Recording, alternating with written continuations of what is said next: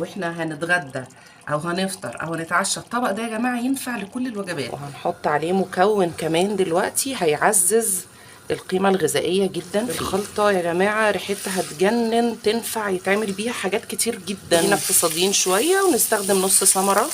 مش لازم يا جماعه كل يوم لحمه او فراخ، احنا نقدر نعمل وجبة كلها بروتين، تكلفة كمان بسيطة جدا. يلا نشوف هنعمل مع بعض النهاردة ايه.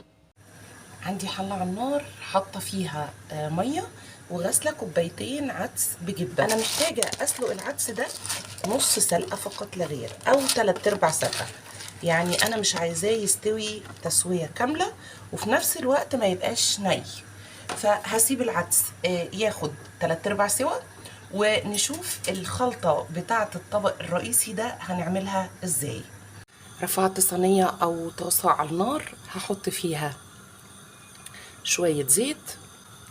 عندي بصلتين متوسطين مضروبين في الكبة او متقطعين على الايد، مفيش مشكلة. هنزل بيهم كده. محتاجة ان البصل ده يدبل معايا لكن ما يتحمرش، هو ده درجة التسوية اللي محتاجاها للبصل. يا دوبك دبل كده واخد لون فاتح قوي. مجهزة معلقة كبيرة من الثوم المفروم، اخدها تقريبا كده. ممكن ازود شوية زيت. عندي هنا نص فلفلاية حمراء، نص فلفلاية صفراء، وفلفل حار. هنزل كده هاخده تقليبه لحد برضو ما الفلفل تبدأ ريحته تطلع مع البصل والثوم. عندي بولة كده او دول حوالي 3 طماطميات متوسطين، ضربهم بيوري مش عصراهم. هنزل كده على الخلطة بتاعت البصل والفلفل والثوم. مكعب مرقة خضار. ننزل بقى ببابريكا، معلقة صغيرة كده من البابريكا، نص معلقة صغيرة من الفلفل الاسود، ملح. ما نكترش عشان حاطين مكعب مرق. نقلب.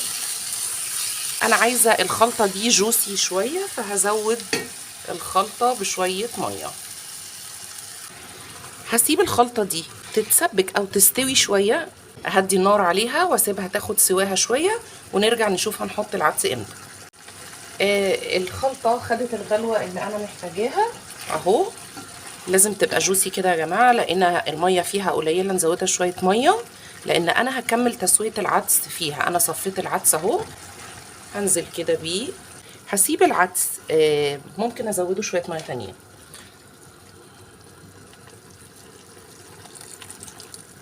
ونرجع نشوف المكون النهائي اللي هنعزز بيه القيمة الغذائية والبروتين في العدس. شايفين منظر الطبق خطير خطير ازاي، والريحة مش عارفة اوصفها لكم. هنزل بقى بمكون هيعزز القيمة الغذائية جدا، وفي نفس الوقت هيدي للطبق ده طعم جنان. انا ممكن استغنى عن البيض، لكن انا عايزة اعمل وجبة كاملة متكاملة، وفي نفس الوقت محسش اني باكل من غير بروتين.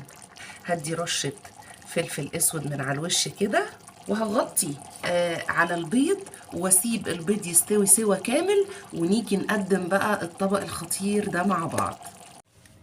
طبق العدس الخطير خلص زي ما انتوا شايفين. شكله قد ايه يشهي. البيض استوى، الطعم حلو جدا جدا، والوصفة سهلة جدا. اتمنى تجربوها، ولو الفيديو عجبكم نعمل شير ولايك، وتابعوني على قناة اليوتيوب وصفحة الفيسبوك للشيف شيماء ممدوح، واشوفكم في وصفة جديدة قريب ان شاء الله.